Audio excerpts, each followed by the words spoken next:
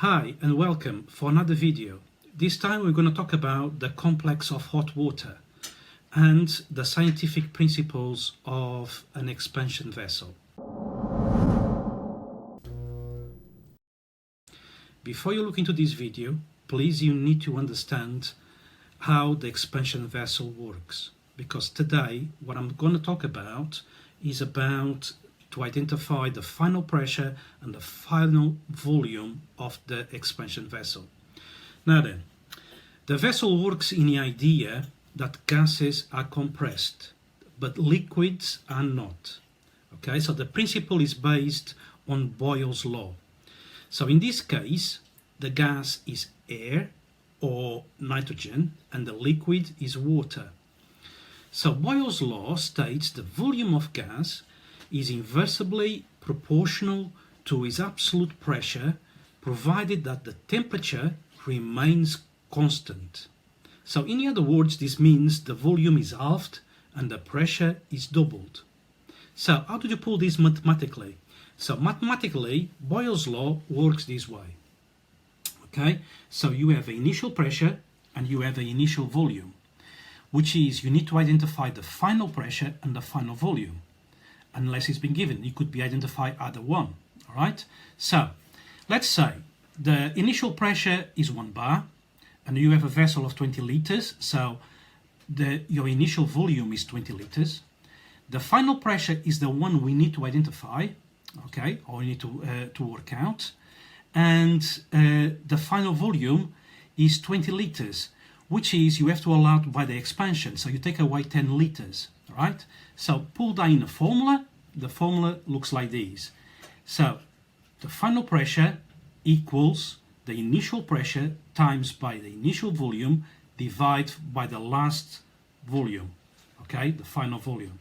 And if you pull these in a good terms, therefore it's going to look like this: 1 bar times by 20 liters divided by 10, which is you take away from the last volume. 10 take away by 20 is 10, right? And you divide it and it gives you 2 bar of final cold pressure. Simple to understand, very easy to understand, right? So in this case, we have no problems in to identify the final pressure. But it gets a bit complicated a little bit, all right? So let's pull these in the different words now, all right? If your initial cold fill of the system, the vessel requires, let's say, 5 liters of water to be taken in. The air pressure to apply to the vessel can be calculated. And you can assume, let's say, a pressure of 1 bar. All right, so we got 5 liters. So, as I can show you previously on a previous formula, right? So what we need to do is take 5 from the last volume. Okay, so the last volume, you take 5 from 20, which is 15, right? So, which is, I'm going to show you like this. So we have an initial pressure of 1 bar, right? An initial volume of 20 liters, right? And you have the final volume, which is 20 liters, taken away by 5, which gives you 15, right? Now, the final pressure is the one we need to be calculated, right? So therefore you're going to work like this: 1 bar times by 15 liters divided by 20, which gives you 0.7 bar, 75 bar. So gives you 0.75 bar, right? So very easy, very simple. The process is exactly the same. What you need to understand is you need to work out the question and underline the key features. Always refer to that, okay? So let's pull these in more detail, okay? Which makes it more difficult to understand. Now, you might be looking to something like this, right? So the capacity left in the vessel after the initial filled, let's say 15 liters, with a cold filled pressure of 1 bar, right? And 10 liters of water are expanded inside of the vessel. So, what is the final pressure?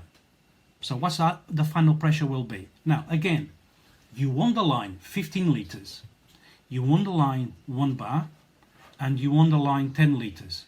The one you need to identify again is your final pressure, right? So let's go pull this back on the same formula. Now, if you go back to the same formula again, right, you got your final pressure, your initial pressure times by your initial volume, divide by your final volume. Simple, isn't it? So, which means is 1 bar times 15 liters, right, divide by 5, okay, which gives you 3 bar. Now, we need to understand one thing in here. The initial pressure of the empty 20-liter vessel was not 0.75 bar, wasn't it? Okay. On the initial cold field of 5 liters of water to enter to the vessel is reducing a capacity to 15 liters. Now, as a result, the air was compressed even more when the water expansion was taking place. So instead of 2 bar final pressure, the pressure when the water was heated was 3 bar. All right. So it's very simple. It's very simple to understand and very simple to calculate. It's a bit complex, but and again, I'm going to refer back to what I said on the previous videos. The more you practice, the more you understand. Okay, so you will be able to understand how the vessel can take in the pressure in and how you identify the final volume and the final pressure. You can work out exactly the same for your final volume. I hope you find this video informative and helpful, and I'll see you soon.